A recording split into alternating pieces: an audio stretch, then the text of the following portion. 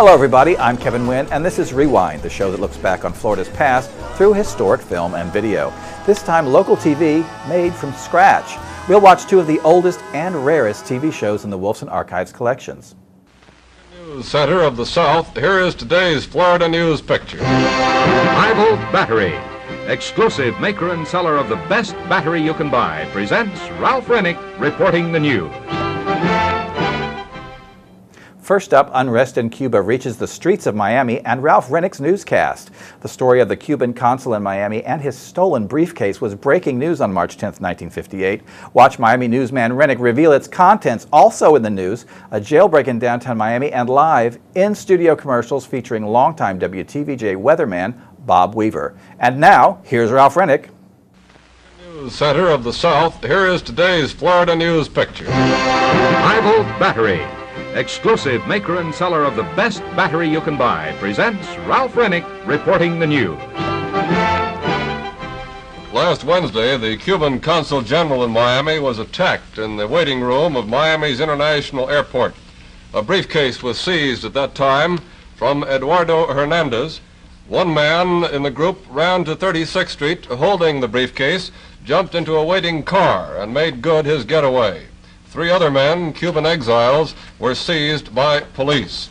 Consul Hernandez has sworn out a complaint with the state attorney charging robbery and assault. Enemies of Cuban President Batista claimed the briefcase was stolen because it contained secret reports on the activities of Cuban rebels here. Police have been unable to locate the briefcase or its contents. This afternoon, a courier delivered to me the missing briefcase. It was wrapped in a department store shopping bag. The initials EDH are on the light tan leather case. Now here are the contents of a letter which accompanied this briefcase. Mr. Ralph Rennick, WTVJ, Channel 4, Miami, Florida. Dear Mr. Rennick, the sender of this briefcase is the only guilty party in this matter. I ask forgiveness of the people and authorities of Miami for my act, which was only done to save the lives of 3 Cuban patriots who live in Cuba and whose photographs, general description, and place where they are living and hiding in Cuba are being taken in that briefcase by the Consul Hernandez to be delivered in Havana to the assassins of the dictatorship. If I had not done what I did, today there would be 3 more dead patriots added to the long list of those already slain. As I did not take that briefcase for any other purpose, I am returning same to you, so you can return it to the Consul Hernandez together with the $185 that he claimed it contained. It also contains intelligence information as to the movements of rebels in Miami, reports by unregistered foreign agents about Cubans in the United States, photographs of Cubans whose lives are in grave danger if they return to Cuba, but who are now saved harmless by being here under asylum. Please note that the photographs and some documents have been obtained by the Consul Hernandez from the supposed secret files of the Key West and Dade County Police Departments. I don't know the law, but how did he get them? I think this is of interest to Mr. Gerstein and the FBI. All the people of the USA are entitled to know by these proofs that Cuban Consul Hernandez is Batista Gestapo chief in Miami, a foreign agent who flaunts the law by not being registered as such with the Justice Department, and whose duty is to gather information, spy, prosecute, and inform the authorities of Cuba about those patriots in the USA that are to be liquefied or liquidated upon their return to Cuba. Truly yours, O. Arce, a Cuban who loves liberty. Well, that was the accompanying letter with the briefcase, and in the briefcase was the $185 mentioned in the letter, stuck in the side, along with some documents and photographs, a white shirt. Now, 6 of the photographs are official Dade County Sheriff's Office mug shots, not identified by name. 21 of the other photographs are mug shots taken by the Key West Police Department. These men allegedly were captured at Big Pine Key a few months ago, caught on a boat with arms and ammunition to be used in a landing on the Cuban coast. Also in the briefcase, 3 color photographs of a boat along with an airplane. 2 close-ups show the plane's tail section with a serial number of the aircraft and the American flag painted on the airplane. 6 other photographs show 4 different individuals. There's a fingerprint chart of a Jose Aguirre's Balat, and 6 other mugshots were taken by Cuban police and investigative departments. The correspondence and documents refer to a boat from Clearwater used by 30 rebels and to other matters involving the Cuban rebels in Florida. It is not known, of course, what material, if any, may have been retained by the person or the persons who did steal this briefcase. I asked Dade State Attorney Richard Gerstein to be at WTVJ's studio at 6:30 tonight, as I had some important material to turn over to him. Mr. Gerstein, I would like at this time to transfer the stolen property to you, and at the same time to ask what action, if any, will be taken against the persons or person involved in this theft. First, I'd like to express my sincere appreciation to you, Ralph, for your cooperation with my office. As you know, there is a case pending in the Criminal Court of Record in which 3 men are charged with robbery and grand larceny as a result of the assault and the subsequent theft of this briefcase. Now, it would certainly be my suggestion to the person who delivered the briefcase to you and who wrote you the letter which you've just read that he surrender himself to the state attorney so that we can properly prosecute the case against the person responsible for the theft, so that no persons will be charged with a crime who should not be charged with it, and so that we can resolve this incident. I might further mention to you that we, of course, have no political interest in Cuba. We're not interested in resolving any difficulties that the present government might have or that the persons who are antagonistic to the present government might have. My only interest is in seeing that there is no violence perpetrated in Dade County. Well, the writer of the letter said it might be of interest for you to know that some official Dade and Monroe County Sheriff's Department mugshots were in the briefcase. Is there anything illegal that you know about possession of such pictures? Well, I certainly will be interested in determining how those pictures came into the possession of the consul. If he had them legally or otherwise, he might well have had them in a legal fashion. He might not have. That will certainly be looked into. I certainly want to confer with the FBI in regard to this question, too. Thank you, State Attorney Gerstein. Thank you, Ralph. I'll have further comment on this in tonight's editorial. And now this report from High Volt Battery. Here's one of the most important rules for pleasant driving. The sure, quick, extra power you get from my high-volt battery. Bob, let's spell it out, okay? Okay. H Is for higher power. I Is for immediate starts every time in any kind of weather. V Is for very high voltage. O Is for overall better car performance. L Stands for longer life. and T. Stands for toughness and durability. And along with this top quality battery, you get top quality service, road service from my high-volt radio dispatch trucks, and checkups from my high-volt's new modern service department. And trained mechanics can check your car regularly with the free battery, regulator, and generator checkup.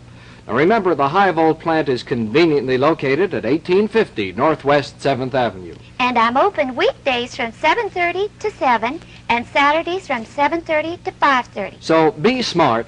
Get the right start. At See High Volt.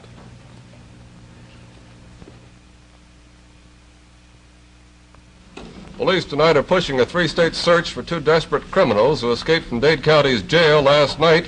32-year-old Norman Makowitz, accused of killing a Bell Harbor policeman, and 40-year-old Howard Picott, admitted rapist of a Homestead girl.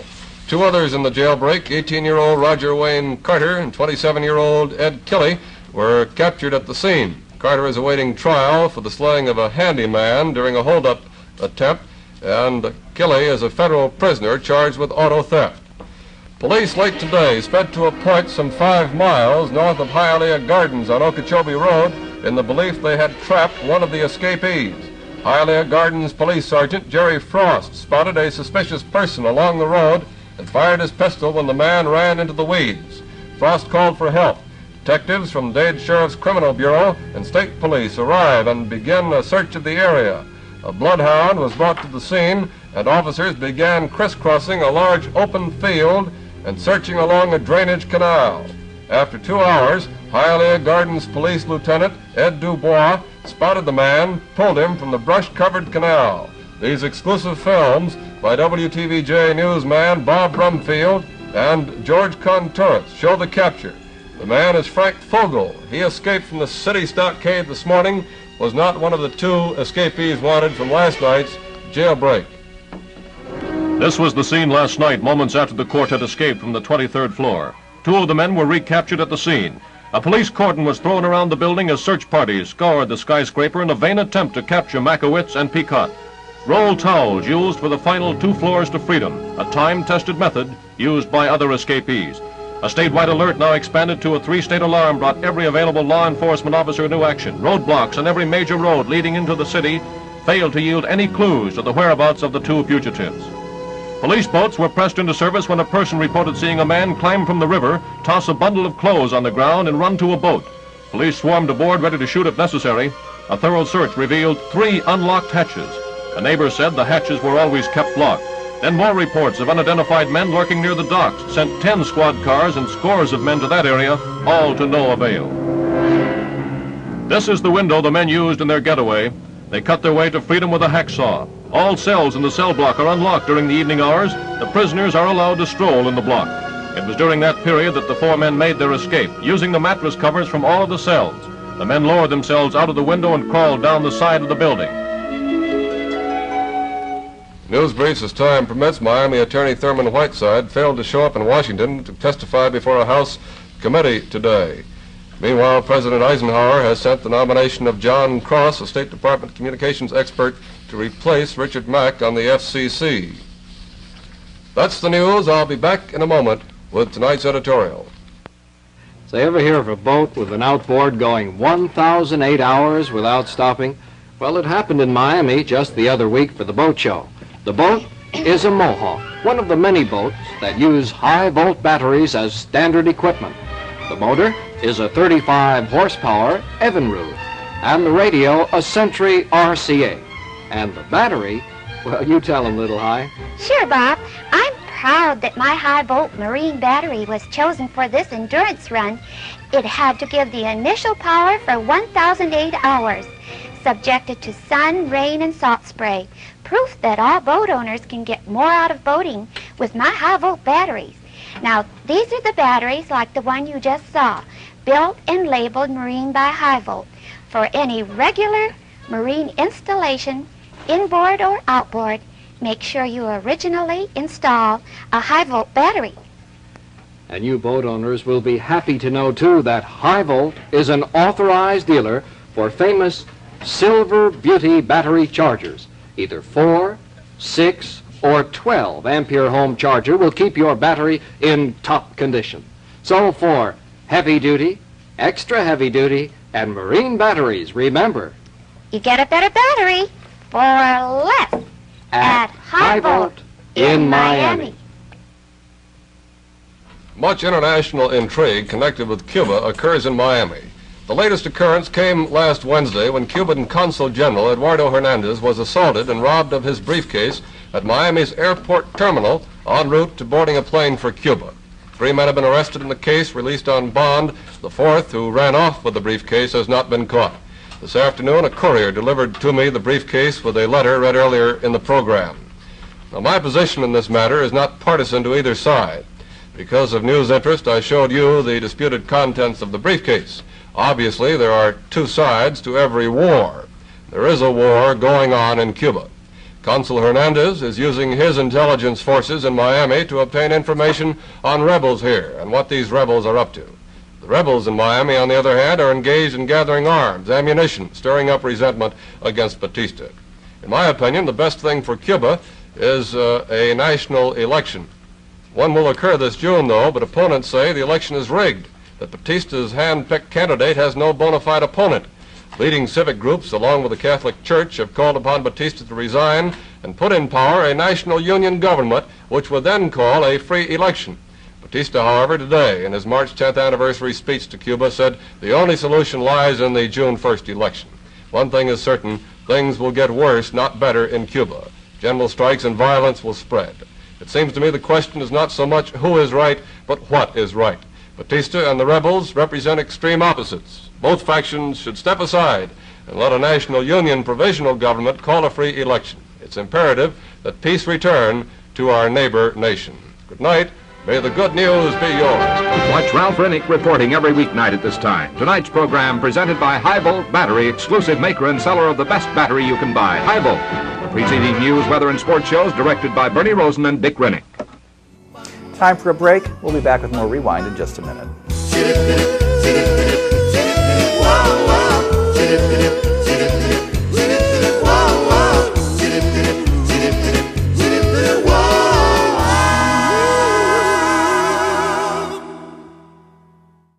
Cool programs for hot jobs. Let Miami-Dade College jumpstart your career. We offer bachelor's degrees in film and TV production, nursing, electronics engineering, information systems technology, supervision and management, supply chain management, or choose from 300 other programs to study. You can take classes during the day, evening, weekend, or online. For more info, visit mdc.edu or call 305-237-8888. Get the knowledge and training for today's in-demand jobs. Register now. Miami-Dade College.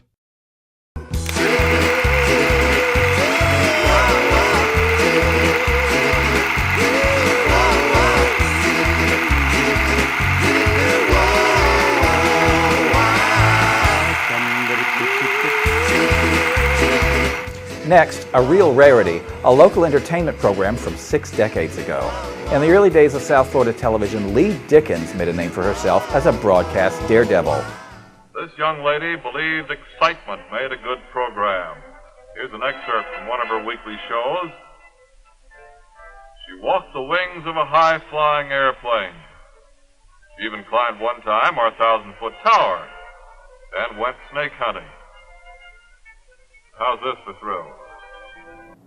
We don't have Lee Dickens wrestling alligators or hunting snakes, but we do have this 1954 show featuring Dickens climbing to the top of WTVJ's 1,002-foot tall broadcast antenna in Hallandale. So sit back, relax, and enjoy the view. Welcome to the Lee Dickens Show. Above towered the highest steel structure south of Richmond, 1,002 feet to be exact. This is WTVJ's new long rifle. Power, 100,000 watts, the strongest sound signal in the country. As Jack Webb would describe it, 15 men climbed to the top for money. I did it for nothing. I'm crazy.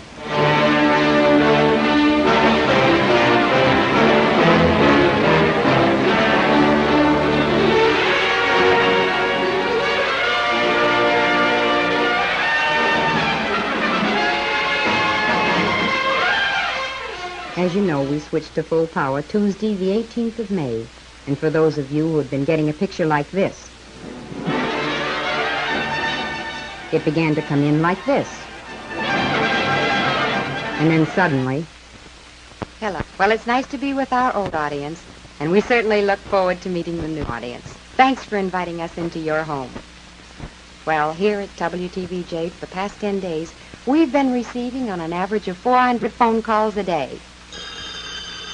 Here's a sample of what goes on. Hello? Yes, sir. The transmitter is out. No, we're trying to locate the trouble. It'll probably be a week to 10 days. You've already moved your antenna to face the antenna over at the tower, and now you're waiting for a good picture. We understand, sir, and although you're unhappy, please believe me, we're doubly unhappy. Try to bear with us. Thanks for calling. Bye. Yes, it seems that everybody in town has been asking just what happened. Well, when we finally located the trouble at the very top of the tower, we found out that it was a burned-out junction box. What it meant here in town, nobody seemed to know. Well, take a good look. Here's the culprit. And it's charred black. And here's the story of what happened.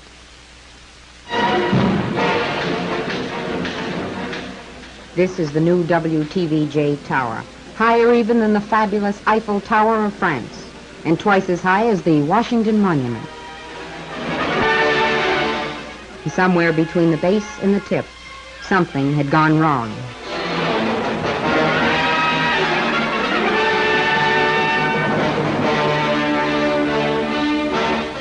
As I looked skyward, Earl Lewis, chief engineer of WTVJ, and Bob Bauer, assistant chief engineer, talked about what had happened. A section of the pipe had been lowered from the trouble spot, and as we examined it, Mr. Lewis said, "It's not uncommon for new antennas to have a few bugs in them, but we hit the jackpot. We had to test the whole tower, section by section, from the bottom up, until we finally found the trouble at the very top of the tower, the highest and the hardest part to get at. Here it was, one pipe, charred and burned through. Cost no more than a few dollars. Result, it put a $750,000 transmitter out of operation. Cause, one defective bit of wiring, short-circuiting in this junction box and burning it out. Mr. Lewis said, "To you it probably seems a little strange that such a tiny piece of equipment could cause all this trouble. But when you get up there, maybe you'll understand why." So, up we went.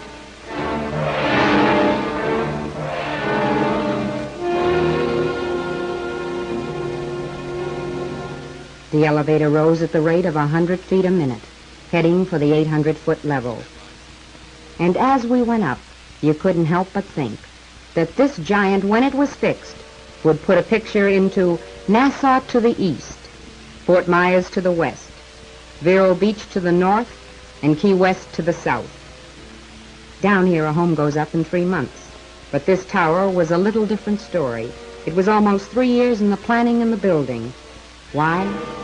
It's the first tower of its height to be erected in a hurricane belt. And since it is, engineers from all over the world will be watching to see how it behaves. Even the steel in the tower was selected after exhaustive tests at MIT. It's round instead of flat, to offer less resistance to hurricane winds, ranging up to almost 200 miles per hour. Instead of the base being buried deep into the ground, the tower rests on a ball bearing about a foot in diameter, so that the tower can rock with the wind instead of snapping off. If you've ever had a clothes pole that had a tendency to lean, you've got a pretty good idea how this tower has to be braced. There are 12 concrete anchors located in 2 circles, 300 and 700 feet from the base of the tower. And each anchor weighs 360,000 pounds. And there's enough concrete and steel in all 12 of them to build a magnificent 130-room oceanfront hotel. The elevator only goes as far as the 835-foot level. You have to climb the rest. It was hot down at the base of the tower, but up here it was cold, and the wind was blowing.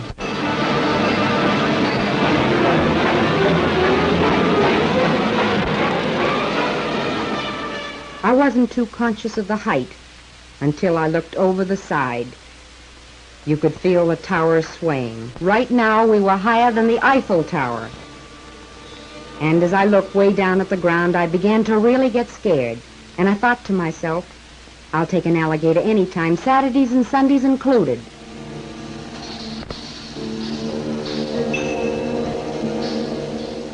As we climbed, the steelworker and myself, I began to get a tremendous respect for the men who built this structure. Only 15 men actually climbed this tower to work on it. When the wind is blowing more than 15 miles per hour, or just after the rain, nobody goes near the tower. There's too much danger of being pitched off or slipping on the slick, wet steel.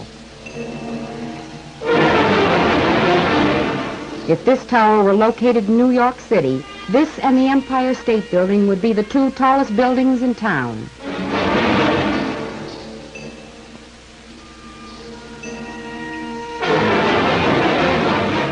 Now you're at the final level. From here on up, the ladder is on the outside.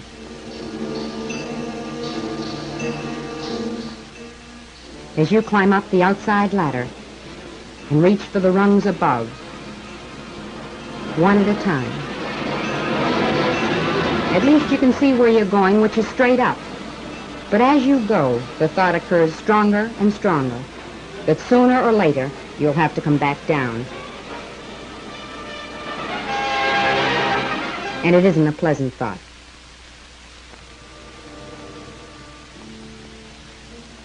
As you look down at it, it looks this way.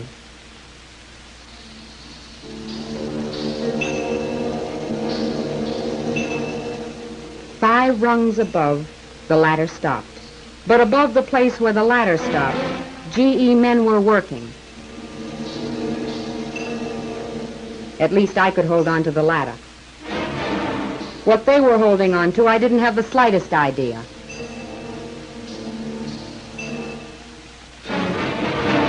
This is the heart of the antenna. This is the last place the picture leaves before coming into your living room. This is where the trouble was. If it were up to me to get up there and fix it, I think I'd just forget the whole thing and build another tower.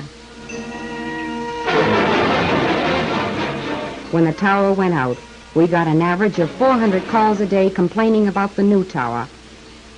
But if you think you felt badly, look at it this way. How would you feel if you bought a brand new Cadillac and before you ever had a chance to drive it around the block, it broke down?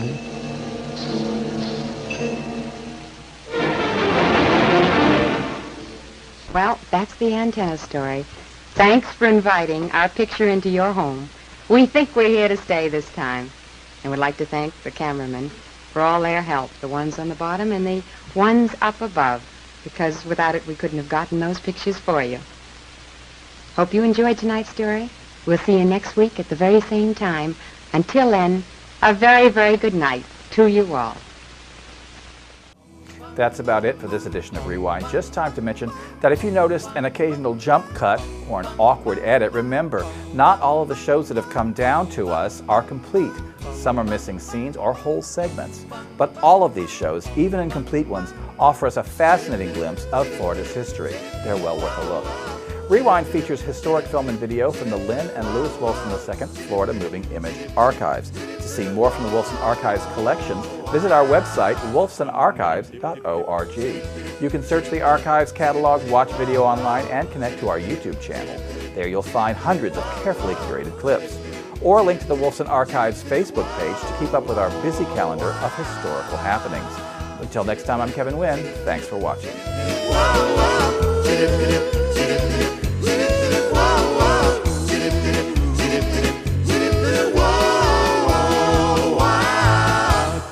Dip dip dip dip.